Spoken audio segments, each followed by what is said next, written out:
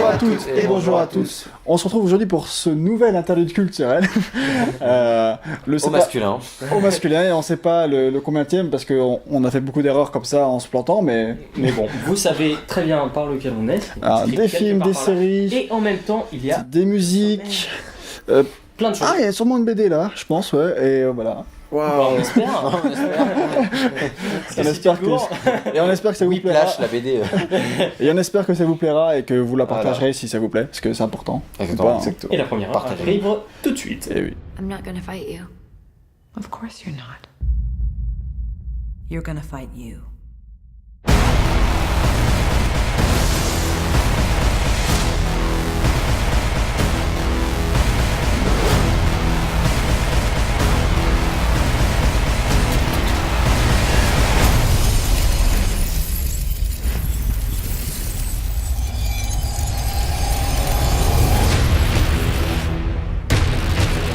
Alors, Divergente, une série de films qui est inspirée elle-même d'une série de bouquins. Une série de bouquins populaires, voilà.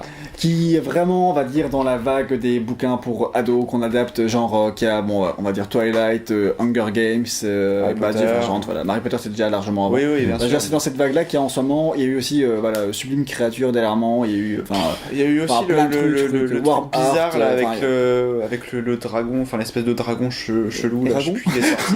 Non mais qui est sorti en septembre 2014, septembre ou octobre, je sais plus. Mais c'était vraiment un truc trop pourri parce qu'il y avait aucun. Bref, en ce moment, ils adaptent sur ce film. Genre, le genre de série dont le troisième et dernier tome sera adapté en 2 films. Évidemment. Ce qui est le cas.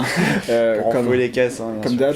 Mais donc, du coup, en fait, c'est inspiré bien évidemment de la série de bouquins. Et bizarrement, en fait, parce que ma copine a lu les bouquins et a vu les films. Enfin, elle a d'abord vu le premier film et après a lu les bouquins. Et en fait, justement, ça part du postulat que ça ne respecte pas trop en fait les bouquins. En fait. Alors, l'univers de Divergence, ça se passe dans un Chicago du futur où a priori le reste de l'humanité se serait éteint aux alentours de Chicago. Donc il y a une barrière immense qui entoure Chicago. Ah, ces Américains. Le monde s'est éteint autour de nous.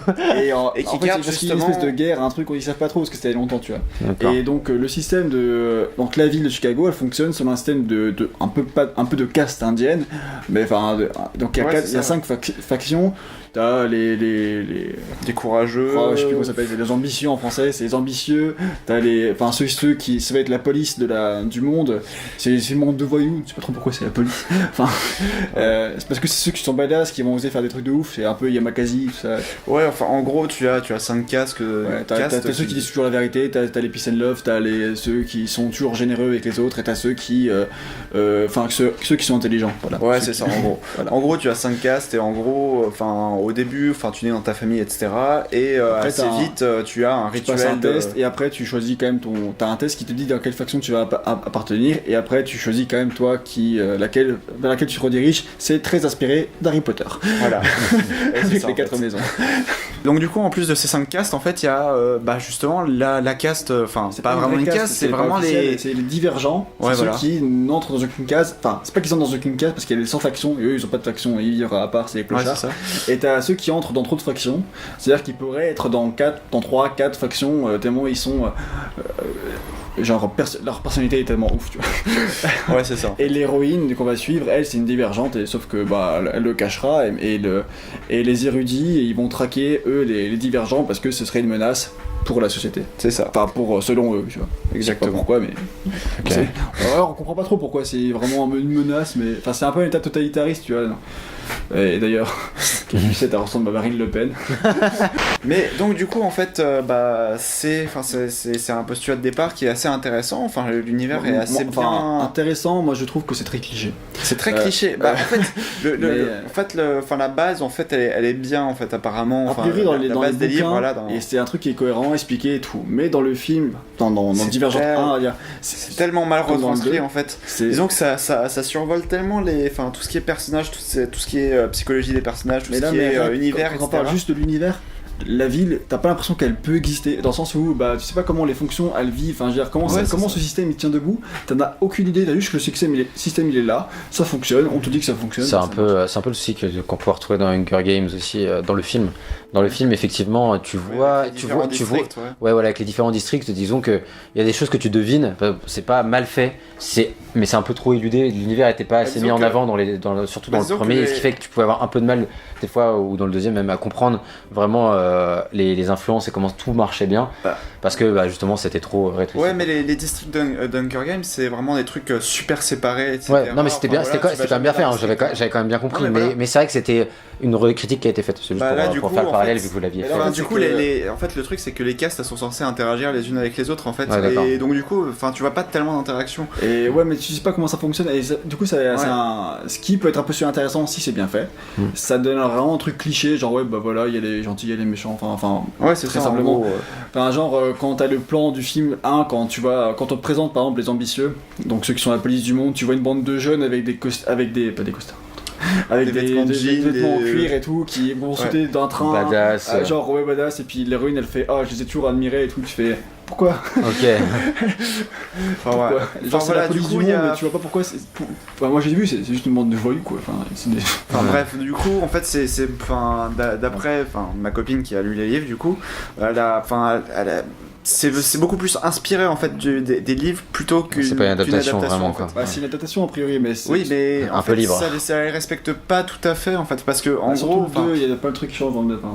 Ouais, disons que ça s'attarde sur des choses différentes et ça va modifier quelque peu le scénario en fait. En gros, typiquement, tu as quelque chose qui se passe à la fin du 2 qui était pas du tout comme ça dans le livre en fait, ou des trucs comme ça en fait, sans être trop spécifique ou quoi, mais il y a des trucs qui étaient bien en fait dans le livre, qui étaient assez originaux et qui apparemment ont été retranscrits vraiment trop clichés en fait. Eragon le retour.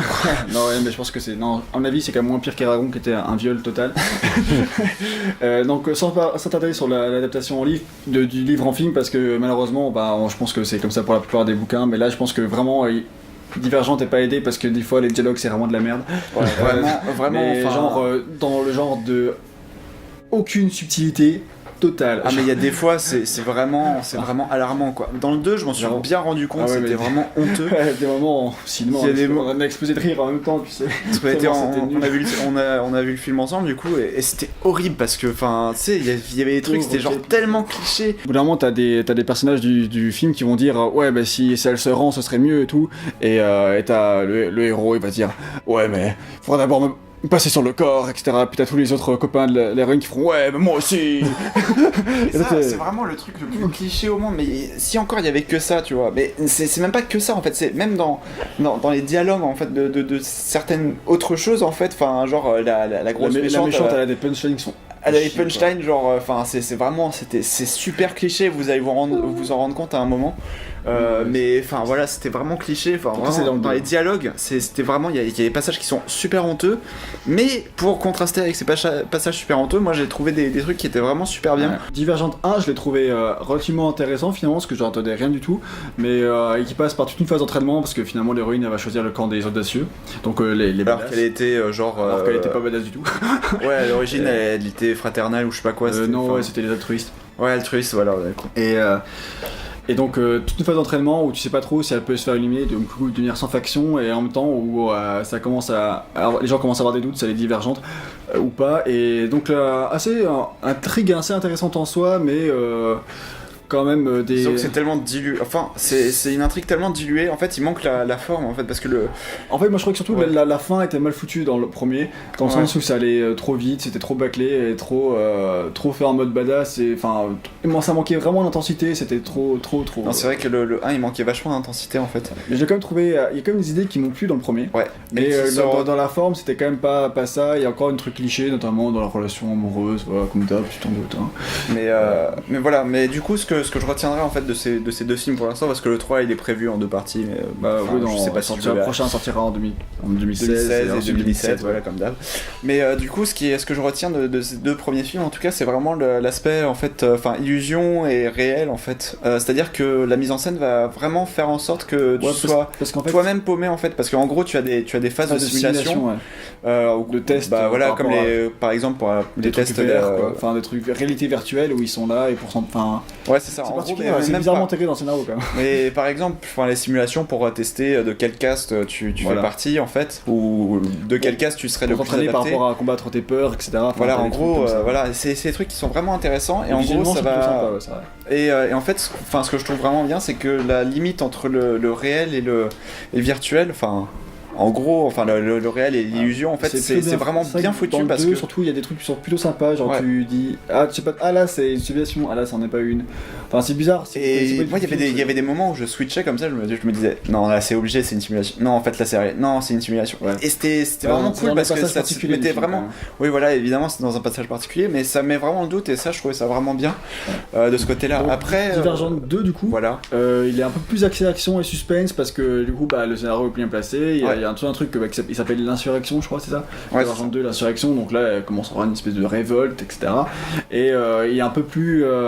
Donc il y a un peu plus de suspense. Le début du film était plutôt bien foutu, je trouvais, à ce niveau-là, avec des scènes d'action qui étaient assez intenses, un peu cliché quand même, genre en mode j'esquive les balles, je passe juste devant le train, enfin un truc comme ça, avec des ralentis toujours abracadabrants. Ouais, par contre la scène d'action, la première course-poursuite là, dans le film, je l'ai trouvé vachement bien faite en fait, au niveau de la mise en scène, etc. C'était vachement cool. Pas mal, j'ai trouvé aussi. Mais après, le problème du 2, c'est que c'est trop perdu dans des clichés, dans des dialogues pourris, dans des... C'est un potentiel qui est gâché à cause de l'adaptation, du screenplay en fait, du coup. Un peu du screenplay, du scénariste qui ont fait leur dialogue. C'est trop pour gamin en fait, quoi, finalement. C'est même pas pour gamin, c'est juste. Pour la tranche ado badassage, quoi. Je sais pas. C'est un peu bizarre, quoi. C'est de moindre qualité en tout cas que les Harry Potter, les derniers Harry Potter. J'ai trouvé l'histoire du 2 bizarrement plus intéressante que celle du 1, mais moins bien foutue en termes de scénario, et du coup moins mal raconté, quoi. Et moins bien raconté. C'est ça. Et un truc, on parlait un peu du casting, donc c'est Shailene Woodley qui joue l'héroïne, je sais pas comment ça se prononce, on va dire que c'est ça. Ouais.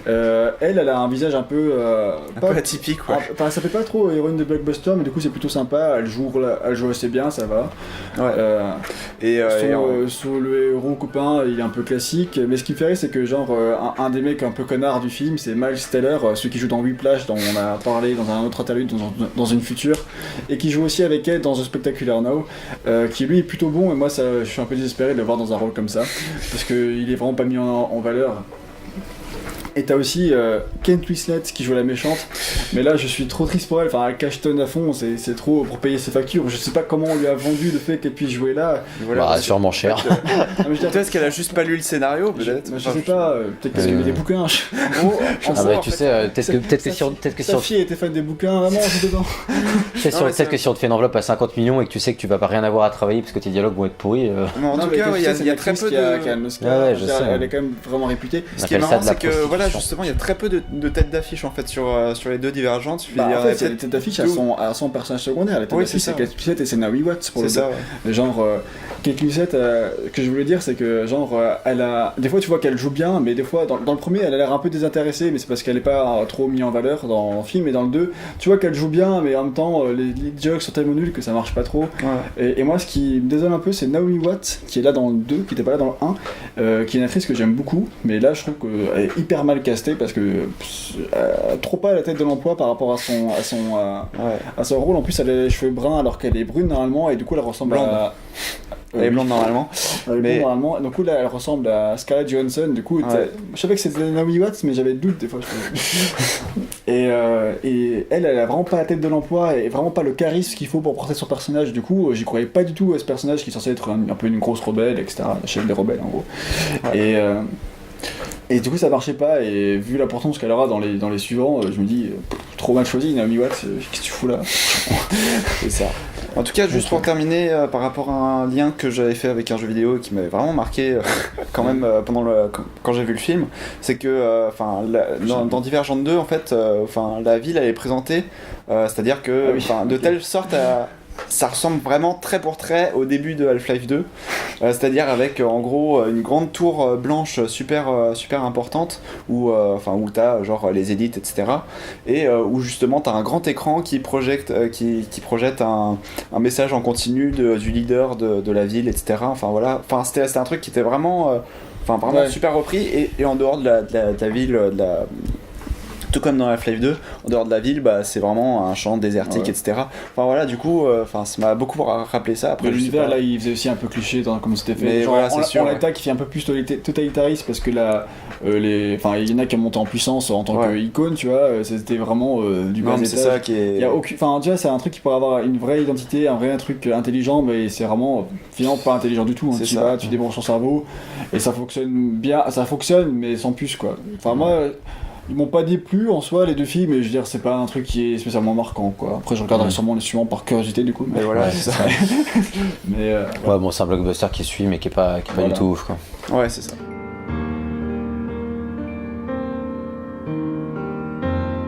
Le Sourire Noir de Serge Brousselot. Serge Brousselot, c'est un auteur qu'on vous a déjà présenté dans un précédent interlude, et on vous invite à le regarder si jamais vous l'avez pas vu. C'était pour La Nuit du Bombardier. Alors il y a un excellent livre de lui. Et là c'est un autre excellent livre. C'est un autre livre. D'accord. Dont la couverture, la voici. Vous pouvez voir que Gag a pris très soin de son livre. Ouais, c'est complètement défoncé.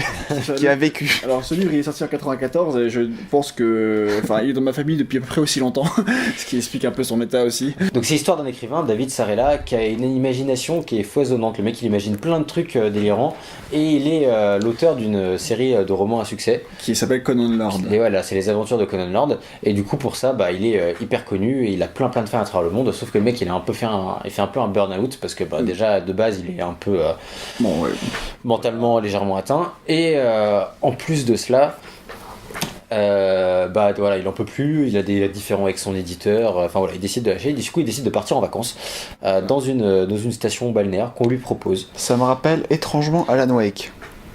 Oui, mais sorti largement avant. Putain, mais quel plagiat Alan Wake. Alan Wake, il y va pour retrouver l'inspiration. Là, c'est pas ça, c'est juste vraiment. Il a toujours de l'inspiration, t'inquiète pas. C'est qu'en fait, c'est qu'on lui propose d'animer un truc d'aide à l'écriture. Un atelier d'écriture là-bas, et puis lui, du coup, c'est une station. C'est pas balnéaire, c'est autour d'un lac, quoi. Ça se passe aux États-Unis. Voilà, aux États-Unis. Comme dans Alan Wake, ouais. Exactement. La fixette. Et voilà, et sauf qu'il y a une sorte de trafic de drogue étrange dans cette station-là qui s'appelle l'Amazing Diet. Et donc c'est une drogue que tu la prends et ça te fait maigrir. Tu peux manger autant que tu veux. En fait, c'est pas que ça te fait maigrir. En fait. C'est que ça absorbe c'est que tu prends pas de calories. En fait, tu peux manger. T'en prends si 100. tu manges genre l'équivalent genre tu manges 50 McDo par jour, admettons, tu vas prendre aucune calorie, tu vas rester. Voilà, en fait, tu gardes un taux constant de calories, donc par exemple 100 calories, tu vois. Mais qui est très minime. Je crois que c'est ça, je crois que c'est 100 calories, et du coup tu peux avoir que 100 calories par jour, peu importe ce que tu manges, le reste disparaît. Et du coup, c'est un peu. En même temps, c'est une drogue euphorisante aussi. Oui, voilà, et en plus t'es heureux, t'es content, t'es bien, etc. Donc en fait, tout le monde en veut, quoi. Et donc évidemment, comme dans chaque Brousselot, ça part un peu en vrille. Un petit peu en vrille, disons que il va passer plein de choses, il va y avoir plein de péripéties dans tout le livre, et donc en fait c'est un peu un... Et si le livre s'appelle Le Sourire Noir, en fait c'est parce que la drogue elle donne des lèvres noires à ceux qui la prennent au bout d'un moment en fait. Ouais, c'est pour ça, d'où le titre du livre. Et du coup on va suivre les aventures du héros qui va être allié à une meuf, peu importe qui va... Comment résumer cette histoire? Non mais en gros c'est un duo, on va suivre les aventures d'un duo. Et c'est un peu un polar ou un thriller dans le sens où très vite on va se rendre compte qu'ils doivent retrouver un personnage, et que pour retrouver ce personnage il va falloir qui est le créateur du Sourire Noir en fait. Et du coup pour retrouver ce personnage là en fait ils vont devoir arpenter les États-Unis et résoudre une série d'énigmes, parce que ce personnage-là est extrêmement intelligent et les mène un peu en bateau. Et donc en fait c'est un peu moi ça me fait penser un peu un thriller ou un polar dans le sens où c'est justement dans la veine de polar film vraiment policier qu'a eu Brousselot pendant un temps, qui continue à écrire des romans policiers. Donc pour moi c'est exactement ça. Un de mes intérêts principaux du bouquin, c'est que le personnage, comme souvent avec Brousselot, est complètement taré. Ce personnage s'appelle David Sarella, donc si vous avez suivi le précédent interlude, vous savez que l'autre personnage s'appelle aussi David Sarella. Si vous vous souvenez plus, c'est pas grave. On vous en veut pas. Votre vie n'est pas en danger. Donc il s'appelle aussi David Sarellas parce que Serge Brousselot a l'habitude de souvent appeler ses personnages David Sarella. Et ce que nous on a remarqué, c'est que souvent quand ces personnages s'appellent comme ça, c'est que c'est plus ou moins lié à des thématiques qui lui sont propres. Enfin, que le personnage est assez proche de lui-même. Il se transpose en fait un peu dans Mais là, dans ce bouquin-là, particulièrement, c'est particulièrement bien avant. C'est particulièrement bien avant parce que déjà il est écrivain, le mec il a une imagination foisonnante, ce qui est le cas. Ensuite, Conan Lord, c'est un héros de Brousselot, mais lui-même écrit les aventures de Conan Lord. Et ça s'est sorti un an après sur un an en fait. Oui, mais genre voilà. Et puis c'est pas une série de bouquins quoi, enfin il y en a quelques-uns, mais c'est pas. Il y en a deux de Conan Lord. Voilà, ça a rien à voir, mais disons que voilà, et en plus il a des problèmes avec, enfin il a eu plein de problèmes avec les éditeurs. Donc ça permet de régler ses comptes un peu dans le bouquin. Voilà, disons que ça lui permet d'en parler un petit peu à travers son personnage. Et surtout il y a plein de trucs genre ils ont exactement le même âge au moment où le bouquin est sorti, j'ai calculé ça, et ça fait exactement le même temps qu'ils écrivent que le premier roman est publié chez l'un ou chez l'autre. Enfin, j'ai calculé genre le truc. Il y a famille perturbée des deux côtés. Pas de la même manière, je crois, mais perturbée quand même. Donc voilà, et donc en fait, ce qui est super intéressant, c'est de voir, donc non seulement le bouquin est cool, il est assez cool à lire, mais en plus, on a cette double lecture avec la transposition de Brousselot à l'intérieur du livre. Donc après, au niveau du livre, moi je l'ai un peu plus aimé que toi, Gary. Ouais, il m'a déçu parce qu'il était très hypé dans ma famille. Toi, j'étais déshypé et du coup, chez Gag depuis since 1994. C'est le premier Brousselot que la famille a découvert, et du coup ils étaient genre c'était énorme et tout, ils en avaient un super souvenir et on m'a hyper vendu. Donc quand je l'ai enfin lu, j'en avais déjà lu plusieurs des Brousselot et du coup ça m'a pas fait c'est clairement pas le meilleur, mais moi j'ai quand même trouvé vraiment chouette parce que il y a des passages qui sont moins bien que d'autres. En fait, c'est pourquoi il est pas si bien que ça, c'est parce qu'il y a beaucoup le Deus Ex Machina pour moi. Il y en a trop en fait. Non, il y en a pas tant que ça. Il y a des trucs que tu m'as cités comme des Deus Ex Machina qui sont mal expliqués, mais que t'as un peu transformé dans ton esprit. Mais j'aurais pu dire. C'est pas ça, surtout c'est le rythme en fait. Il y a des fois où il peine un peu à passionner quoi. Genre là où c'est le rythme, des fois c'est un élément fort de Brousselot, et là où d'ailleurs dans le bouquin au début et à la fin est très très bien, toute la fin est très bien.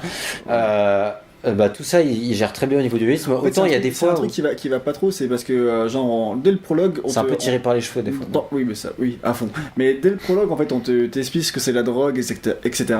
Via la narration d'un personnage qui finit par crever. Ça c'est typique de Brousselot, il te fait un prologue avec un personnage qui est pas que tu penses c'est le perso principal, mais pas du tout en fait, juste donc et du coup tu sais déjà tout ce que c'est la drogue, et après David il va un peu faire son enquête, etc. et il va découvrir au bout de la 100e page que c'est exactement la drogue, mais ça n'a pas trop d'intérêt pour le lecteur qui le sait déjà depuis les premières pages, donc ça met longtemps à se mettre en place. Après il y a des événements autour de ça que tu connais pas et que du coup qui maintiennent l'intérêt quand même, mais c'est vrai que voilà, il y a quand même des petits soucis de rythme. Après c'est 300 pages, et sur les 300 pages ça passe bien. Il y a beaucoup de trucs qui sont tirés par les cheveux, enfin un truc que c'est pas un peu du spoil, mais genre à un moment donné il doit trouver une maison précise dans les États-Unis, puis fait ça tombe bien, il y a un mec qui est réputé pour savoir exactement où se trouve n'importe quelle maison des États-Unis, c'est son. Et du coup ils vont le voir, et moi j'étais là, mais je fais mais sérieusement. Disons que des trucs un peu what the fuck comme ça, il y en a un peu dans tous les Brousselot, mais certains ça sont plus adaptés que celui-là qui se veut plus thriller réaliste, tu vois un peu. Ouais, c'est ça. Donc mais sinon il y a quand même des super idées. Moi vraiment surtout que la fin j'étais à fond, on va dire le dernier tiers j'étais vraiment à fond. La fin est excellente, surtout que ça se finit pas quand on penserait, et toute la vraie fin est excellente. Ouais, et puis pour une fois justement la fin du Brousselot est très maîtrisée, alors souvent il a un peu de mal à conclure ses livres, et là je trouve vraiment très très bien la conclusion. Et un truc qu'on peut redire sur le personnage principal et qui est captivant, c'est que lui-même est un peu fou parce qu'il a une voix dans sa tête qu'il appelle le rat. C'est le rat qui lui parle et qui lui dit des choses mauvaises, des trucs comme d'aller tuer ses élèves par exemple. Il était prof avant. Ouais, voilà. Et donc il y a aussi le rat qui va lui parler, etc., qu'on va avoir dans la narration, qui rajoute un petit côté glauque, et en même temps c'est cool, tu vois. Du coup c'est une lecture qui est plaisante et toujours un peu déstabilisante et dérangeante. C'est pas le meilleur des Brousselot, mais si vous aimez bien l'auteur, que vous en avez déjà lu, que vous aimez bien, et que vous le trouvez pour pas cher, de toute façon c'est pas cher, c'est 5 balles un livre. mais que vous le trouvez, que vous aimez bien lire, ça peut valoir le coup, donc moi je le conseille quand même. C'est pas le meilleur, mais je pense qu'on parlera d'autres Brousselot à l'avenir, je sais pas lesquels encore, mais oui, c'est très probable. Mais voilà, soyez prévenus. Ils étaient 20 et 100, ils étaient des milliers, nus et maigres tremblants. Alors, Si c'est un homme de Primo Levi, c'est un livre qu'il a sorti pour la première fois en 1947. Qui a été reconnu, exactement, mais qui avait fait un grand bid à l'époque, qui a été reconnu 10 ans plus tard à peu près, et qui est devenu un succès interplanétaire et qui a été traduit en plein de langues, dont le français. Et c'est un livre je l'ai pas lu en italien, puisque Primo Levi est italien. Et donc c'est un livre qui a fait énormément parler de lui, qui a été beaucoup étudié à l'école par des professeurs, par des étudiants, par des élèves, enfin peu importe, et qui a eu une renommée mondiale. D'ailleurs, je devais le lire pendant que j'étais en L et... Tu l'as pas lu? Non. Bah, c'est dommage. Parce que, donc, basiquement, Primo Levi, qu'est-ce que c'est? C'est l'histoire donc, de Primo Levi lui-même. Il parle à la première personne et il raconte son histoire du moment où il a été arrêté par les Allemands. Du moment où il a été arrêté par les Allemands en 1943, en décembre 1943 par là il me semble, et jusqu'au moment où le camp d'Auschwitz a été libéré par les Russes en 1945. Donc en fait, basiquement, Primo Levi va nous raconter sa vie au camp, comment il a vécu et surtout comment il a survécu, parce que comme on le sait, dans Auschwitz, il y a beaucoup de gens qui y sont entrés et peu de gens qui y sont sortis. Alors à Auschwitz, il y avait plusieurs camps, lui était dans le camp de Monowitz, qui était uniquement un camp de travail, et il est arrivé à Monowitz vers la fin de la guerre, donc fin 1943, donc essentiellement il a essentiellement vécu en 1944, et là les Allemands avaient déjà décidé d'arrêter un peu les exécutions sommaires parce qu'ils avaient besoin de main d'œuvre. Ils avaient vraiment besoin de main d'œuvre, ils étaient en train de perdre la guerre, et face aux Russes, ils avaient besoin de faire marcher les usines, etc. Du coup, ils ont dit bon, arrêtez de nous tuer les mecs en mode random dans les camps. On a besoin. Donc il était dans un camp de travail. Ce qui veut pas dire que c'était la joie non plus. Donc en fait, pour résumer un peu comment ça se passait, il avait une paillasse pour deux pour dormir, une petite paillasse, donc genre à peu près grande comme ma chaise où il dormait sur deux. T'as une ration de pain et de soupe par jour. Et sinon, tu travailles au moment où le soleil se lève et au moment où le soleil se couche. Oh, bah, comme ça ressemble un peu au nez chaud. Ça ressemble un peu au nez chaud. On mange un peu mieux quand même qu'un bout de pain et de la soupe. Et sachant quoi, donc en fait, c'est ce qui dans le camp, c'est vraiment pas la loi du plus fort, mais la loi du plus intelligent et de celui qui va réussir à survivre de la meilleure des manières. Donc il y a certains pour qui ça va être la brutalité, d'autres l'intelligence, la finesse, certains les relations. Enfin, ça va vraiment être tout un écosystème qui va être complètement fermé, parce qu'à partir du moment où ils sont arrivés là, ils ne peuvent pas sortir en fait. Donc dans le camp, il y a les juifs, donc Primo Levi est juif et juif italien. Et il y a les juifs, mais il y a aussi des repris de justice, etc. Et donc qui sont allemands. Par exemple, les repris de justice allemands, ils purgent une peine par exemple d'1 an au lager. Ouais. Et pendant cette peine-là, c'est les capots. Donc les capots, en fait, c'est les chefs de baraque.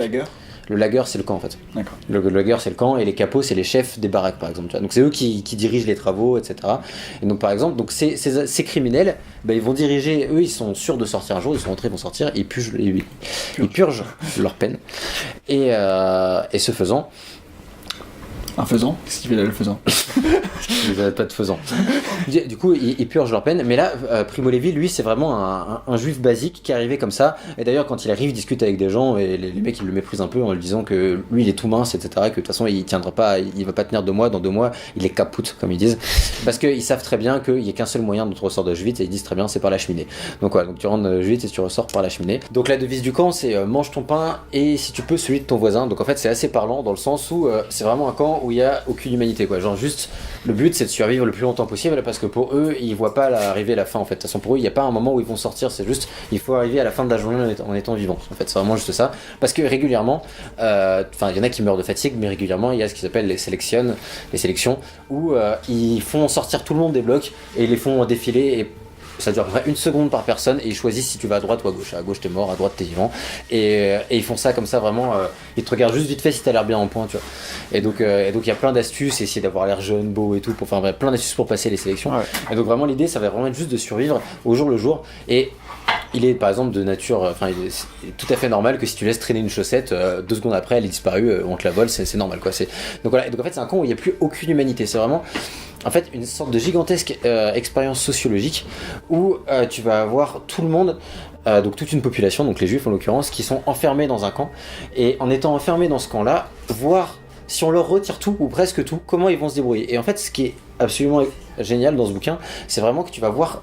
Enfin, en vrai, ça aurait pu jamais arriver à part par les nazis, quoi. Tu vas pas te dire, bon, je vais prendre les Chinois, je vais les mettre dans un camp et je vais voir comment ça se passe quand ils ont rien, tu vois. Du coup, c'est pas plus mal finalement. C'est ça que t'es en train de dire. Bravo. Il voit, il a spoté de ma conclusion. Non mais du coup, ça déjà en soi, c'est une expérience sociologique complètement dingue. Mais en plus, ce qui est énorme, apprenez l'histoire avec VGM. Que ce pas ce genre de propos. C'est que la Shoah, c'est une expérience sociologique.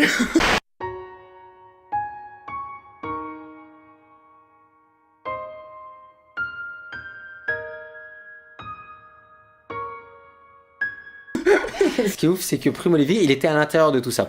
Et Primo Levi, c'est un mec qui est super intelligent, tu vois, et qui a pris note, et qui a, dans son bouquin, il est pas du tout en mode pathos, où il raconte, il dit jamais ce qu'il pense lui, tu vois. En fait, il est très factuel, et comme il le dit lui-même, il s'est plus posé en tant que témoin qu'en tant que juge. Donc en fait, il juge pas, ni les Allemands, ni quoi que ce soit et tout, il témoigne juste, tu vois, il raconte ce qui se passe.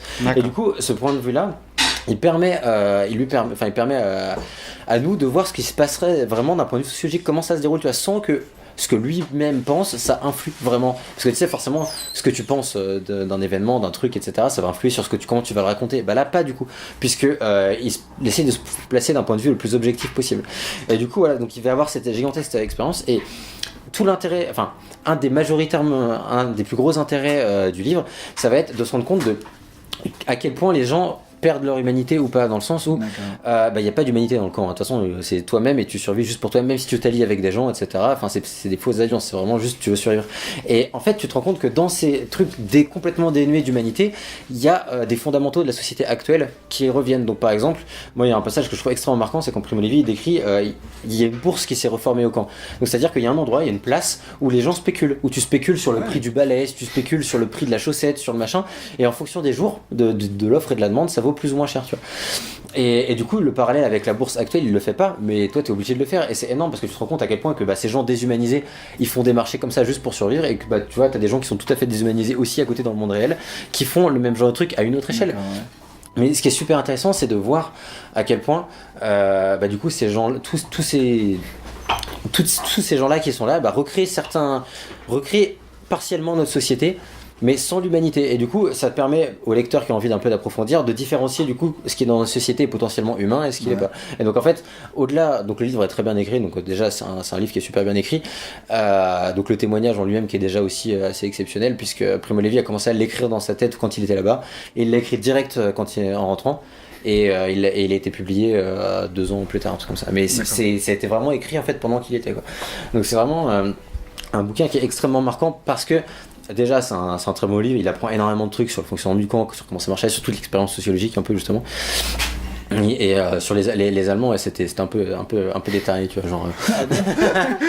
non mais pas dans le sens où ils gazaient les juifs, ça tout le monde le sait. Mais dans le sens où tu sais, ils étaient super méthodiques, ils étaient super organisés. Enfin, tu vois, genre même quand ils dévastaient une pièce, ils enlevaient jusque les moindres clous, tu vois. Genre ils étaient obsédés par le fait que tout devait être super propre, super clean. Genre que quand tu dévastes quelque chose, il doit plus rien rester, c'est le vide absolu. Enfin, tu sais, genre t'as l'impression qu'ils sont un peu stars quand même, mais pas pour les raisons qu'on connaît, pour d'autres raisons qu'on connaît moins, tu vois. Et donc c'est un livre que si vous l'avez pas lu, enfin moi je l'avais pas lu en cours ou à l'école ou quoi que ce soit, donc je conseille vraiment la lecture si vous êtes un peu intéressé, déjà parce que ça apprend des trucs sur le contexte, sur l'époque, ensuite parce que c'est un bon livre, mais aussi parce que derrière humainement c'est vraiment enrichissant comme livre.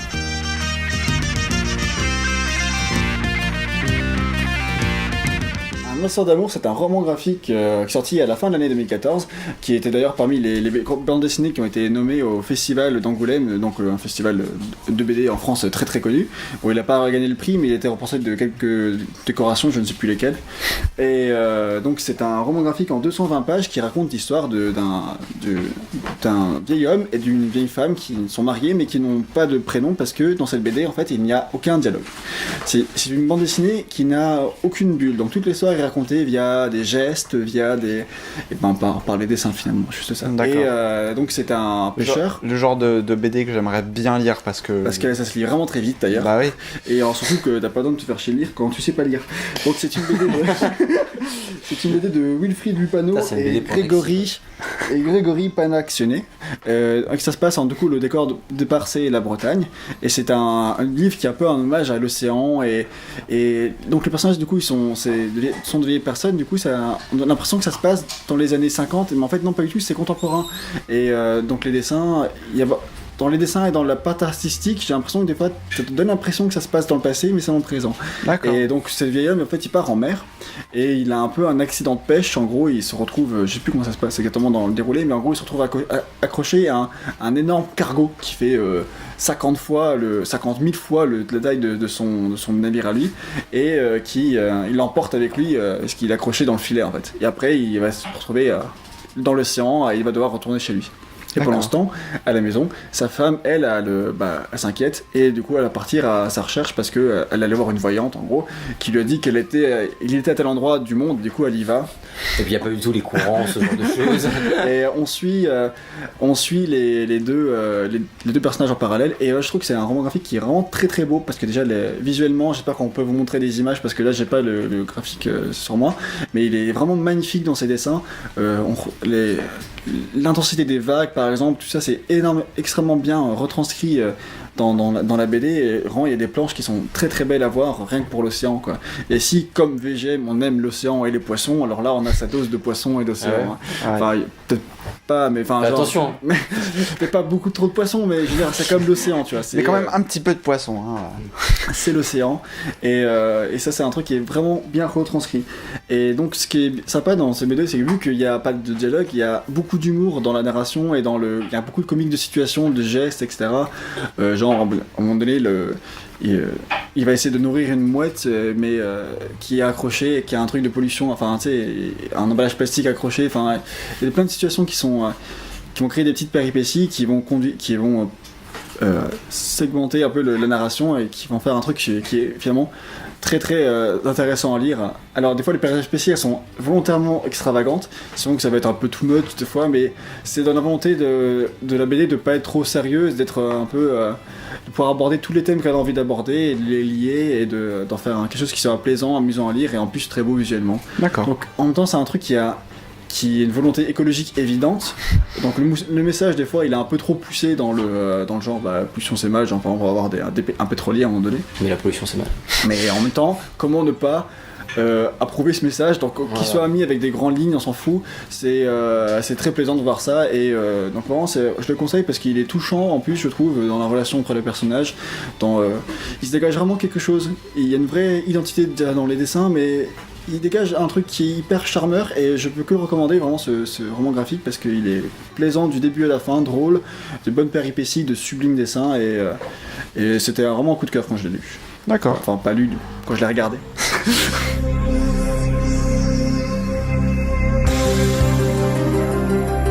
Aujourd'hui, on vous présente un album qui s'appelle Lost Themes.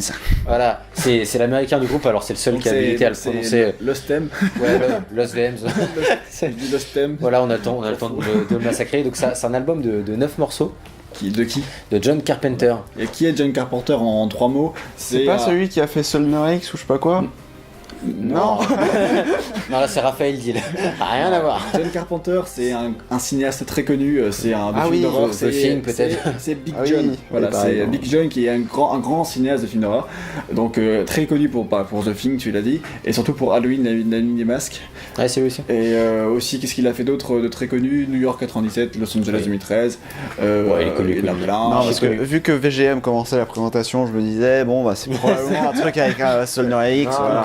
Et ce qu'il faut savoir, c'est que dans ces films, ils sont pas tous d'horreur, tu vois. Et ces derniers temps, Carpenter, il fait plus des films qui sont très très bien. Sa carrière, des bons films, c'est terminé il y a quelques années. Mais ce qu'il faut savoir, c'est que c'est toujours Carpenter qui fait lui l'OST de ses films. Ah, c'est ce que tu m'as appris, voilà. Moi je savais pas en fait. Je pensais qu'en fait c'était sa reconversion, tu vois, du coup. C'était un film trop bien qui se reconvertissait musicalement. Et on verra que les morceaux de cet album sont très très proches de l'OST des films qu'il a pu faire. Donc je sais pas de tous, parce que je me souviens plus trop l'OST de The Thing, mais ça m'a beaucoup rappelé par exemple l'OST de New York 97, entre autres. Ouais, c'est une OST, donc c'est que des morceaux musicaux. Instrumentaux. Que des morceaux musicaux. Captain Obvious. C'est que des morceaux instrumentaux et qui vont tous être assez longs, mais il n'y en a pas beaucoup, donc ils vont tous durer entre 4 et 6 minutes, on va dire. En gros, ouais, c'est ça. Et qui sont franchement vraiment rudement chouettes. Donc c'est instrumental, mais c'est un petit côté qui peut faire un peu vieillot.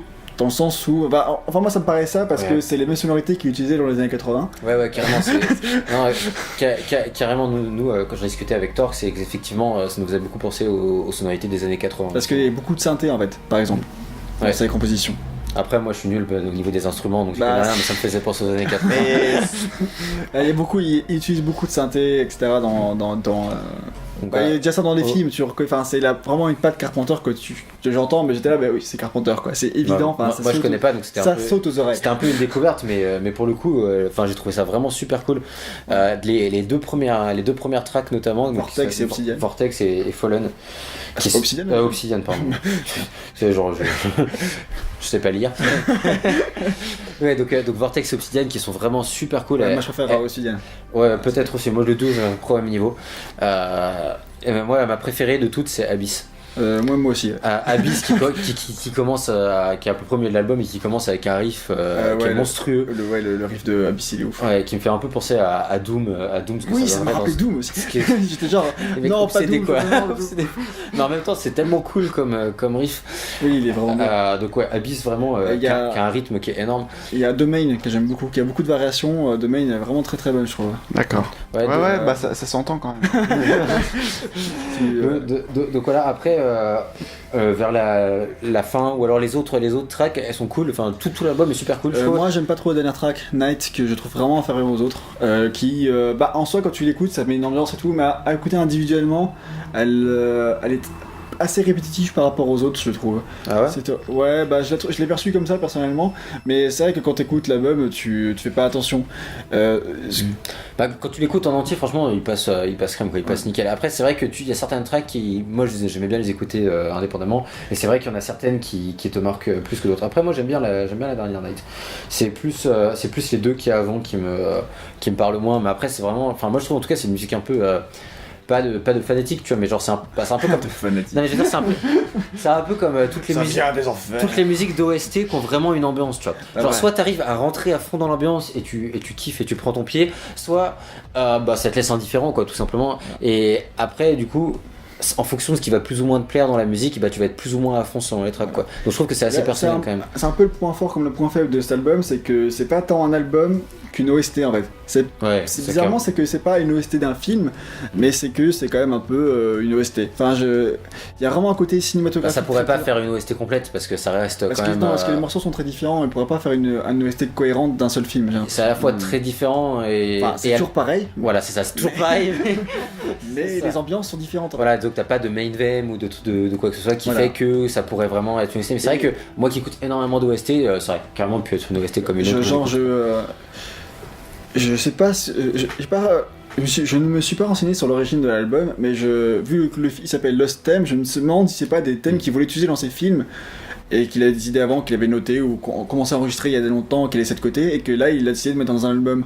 Moi quand j'ai vu le titre, c'est clairement ce que je me suis dit. Après ça, je sais pas si c'est. Je sais pas si c'est le cas, mais ça pourrait vraiment. Donc peut-être qu'il fera d'autres albums après, parce que celui-là a l'air d'avoir bien marché. Et en tout cas, il est vraiment bon. Ouais. Moi, je l'aime un peu moins que toi, je pense. J'ai pas encore fini mon jugement. Après moi, je l'ai quand même écouté une 10-15 de fois. Ça va. Plus, Non mais après moi il y a, comme dit, je le trouve assez. Enfin, tout est bon, mais je le trouve quand même assez inégal. Mais il y a surtout 3 tracks que je kiffe vraiment, et en fait, c'est ça qui fait que je trouve que rien que pour ça, je trouve que c'est un très bon album déjà. Ouais, mais après, c'est vrai que toutes les tracks, elles ne sont pas toutes bonnes, elles sont toutes bonnes, mais elles ne sont pas aussi bonnes, et elles ont toutes un passage qui est vraiment cool. Voilà, c'est ça. Il y a toujours un passage de chaque chanson qui va un track qui va te marquer, je trouve. Et en tout cas, c'est un album qu'on vous recommande si vous vous intéressez à John Carpenter, si vous aimez ses films. C'est sorti en février 2015. Ouais, c'est un album qui est relativement récent, j'imagine, par rapport à la sortie de cette vidéo. C'était il y a 10 ans, on était jeunes à l'époque.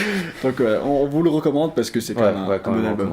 Et c'est déjà terminé. C'est la fin de ce nouvel interlude. Passé si vite. Il va falloir attendre 2 semaines avant le prochain. Bah oui, parce que c'est que vous êtes déçus. C'est toutes les 2 semaines, vous le savez maintenant. C'est tous les dimanches. Enfin, vous le savez, on sait pas. Un dimanche sur 2, plus ou moins.